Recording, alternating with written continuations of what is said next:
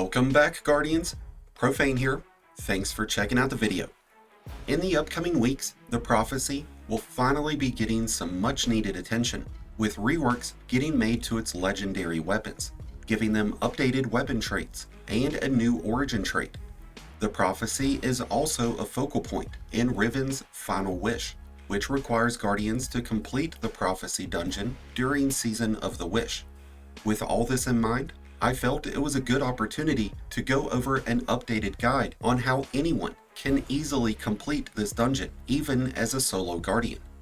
The Prophecy is composed entirely of taken enemies. There's technically 2 boss encounters, 2 puzzle encounters, and a wickedly awesome maze. There's also 2 hidden chests within this dungeon, and we'll be covering all of it in today's video. We are using a Strand Titan today, but with the use of several different seasonal artifact mods, you'll have a lot of success using Solar, Stasis, or Strand builds. From Whence It Came will be an extremely beneficial mod to use, as well as Solo Operative if you're going for a solo flawless attempt. I would also recommend using the Taken Spec weapon mod, as it will deal 10% bonus damage against any taken enemy. And for that same reason, the Malfeasance will be of benefit throughout this dungeon, especially during the final encounter. The opening encounter of this dungeon will have you opening doorways to get to the first boss. You can skip this section and go straight to the boss if you can manage to climb through the tunnel that's here on the left side wall when you first come in. You'll need the help of Strand grapples or a sword with Eager Edge to pull this off. I don't think that a Thunder Crashing Titan could make it through this, but a Dawnblade Warlock will.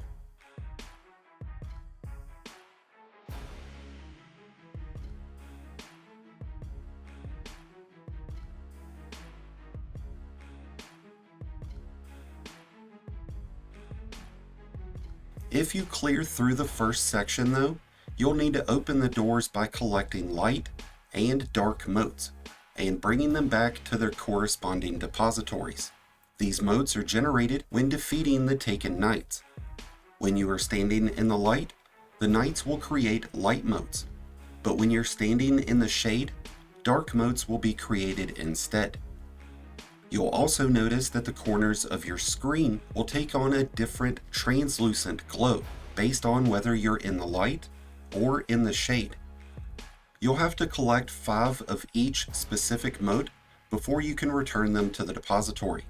If you are using Strand, watch out when trying to collect tangles, because if you pick up a tangle when full on motes, the tangle will clear out all the motes.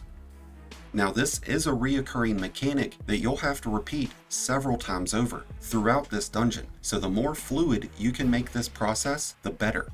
And that starts becoming a factor when taking on the first boss, the Phalanx Echo.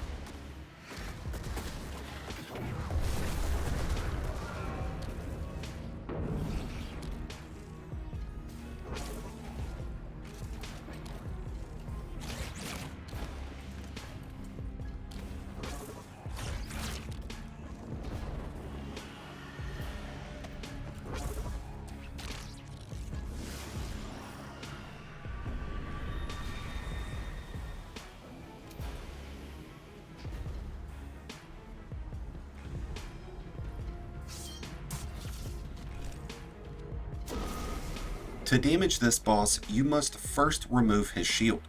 There will be 4 depositories above the arena, 2 light and 2 dark. Once the knights start spawning in, you can start generating and depositing these motes. Now this is an aggressive boss, and his force push will launch you out of the arena, which does make the use of strand grapples even more beneficial. But to that extent, you'll want to be careful as you're running around collecting these motes.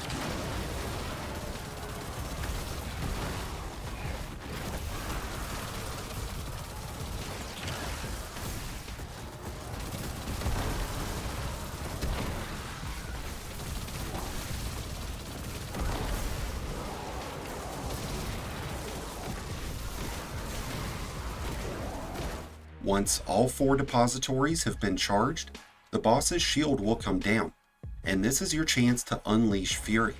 I find the tractor cannon, along with shotguns that have 1-2 punch, to be a perfect combination, but the lament would also be a great exotic choice to use up against this boss.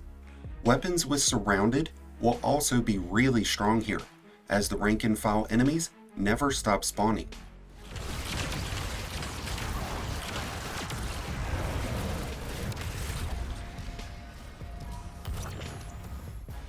After the boss is defeated, step into the gravity lift, and you'll be teleported into a desert wasteland.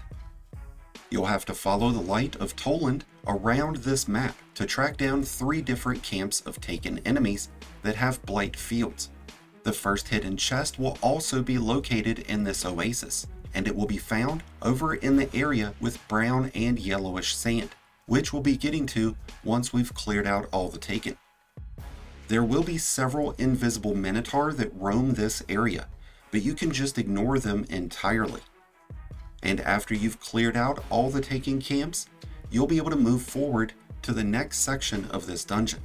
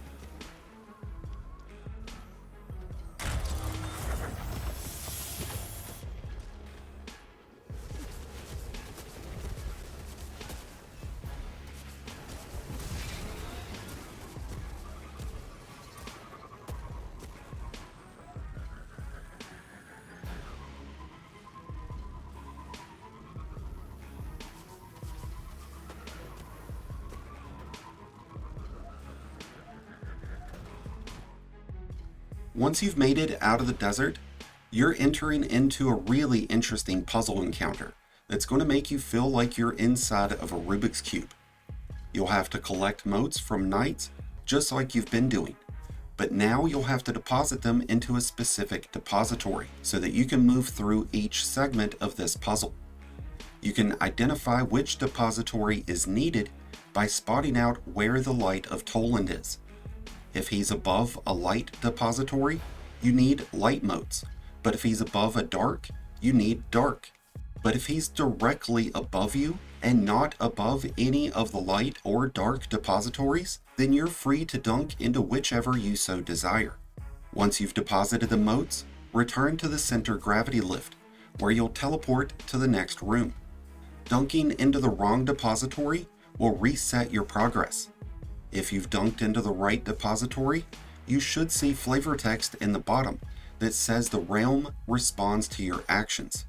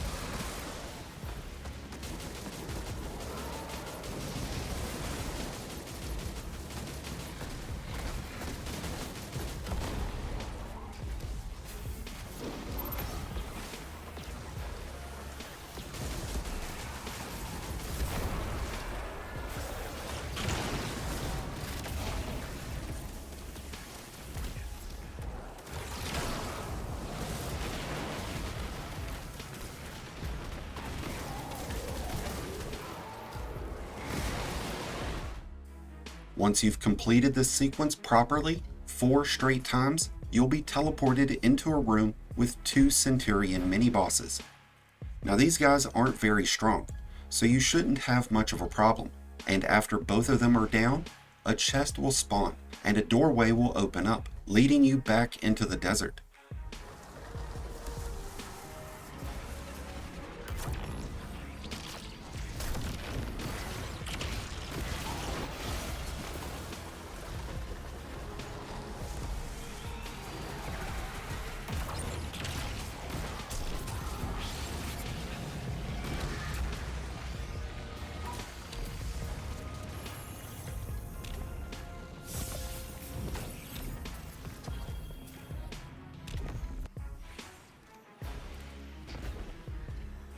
You'll need to jump on your Sparrow and head to the opposite side of the map, where the Kell Echo is leading you. This pathway will take you into a trippy maze that will make you feel like you're playing Mario Kart on acid.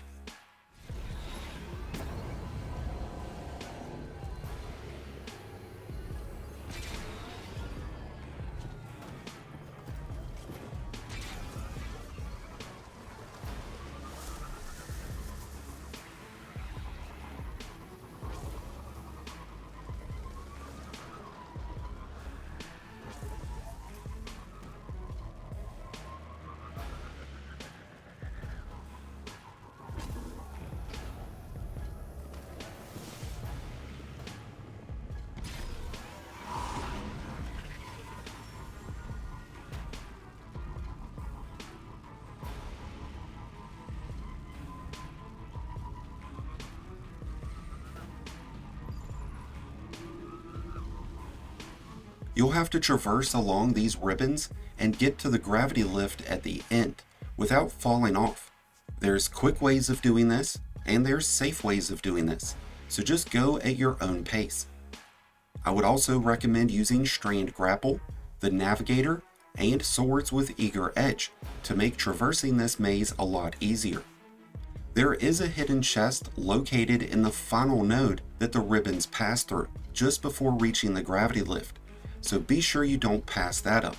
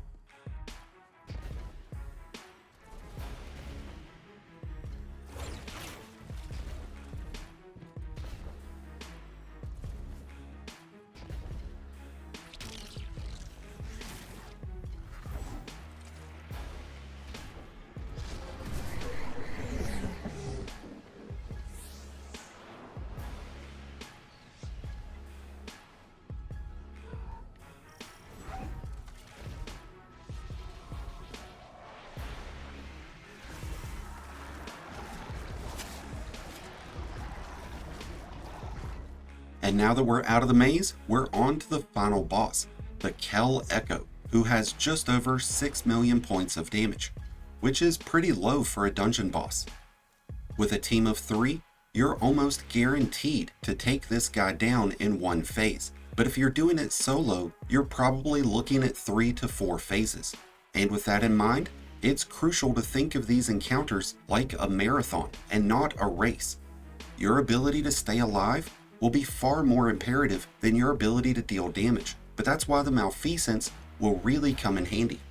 This encounter incorporates the same mechanics as before. There's 3 depositories that will be either light or dark, and when you dunk at them, an ogre will be spawned. Do this 3 times over, and the gravity lift will take you to the Kell Echo, where damage phase will begin.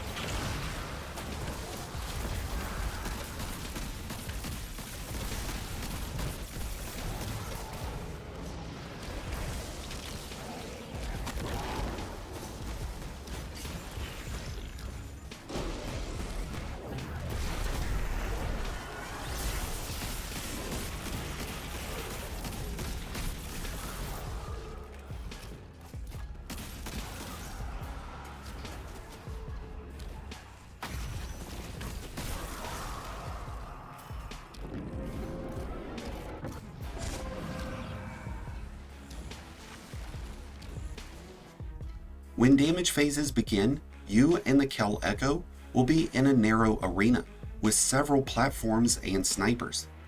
You'll have a debuff that will pop up on your screen called Dark Entropy. This will build up to 9 and then kill you if you stay too far away from the boss.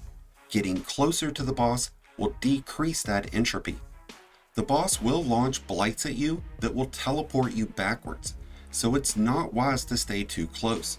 And this could even teleport you to your demise, which is the sole reason why we're still using Strand and Grapple.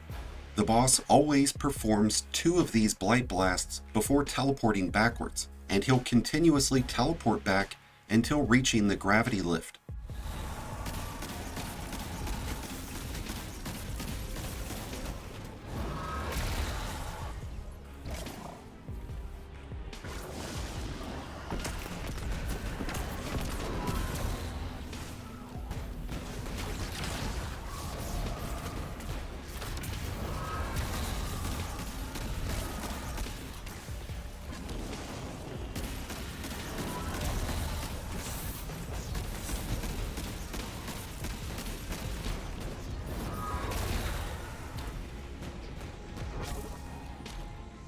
You'll have a few extra seconds to deal damage before he teleports away, but then you'll need to jump back on the gravity lift.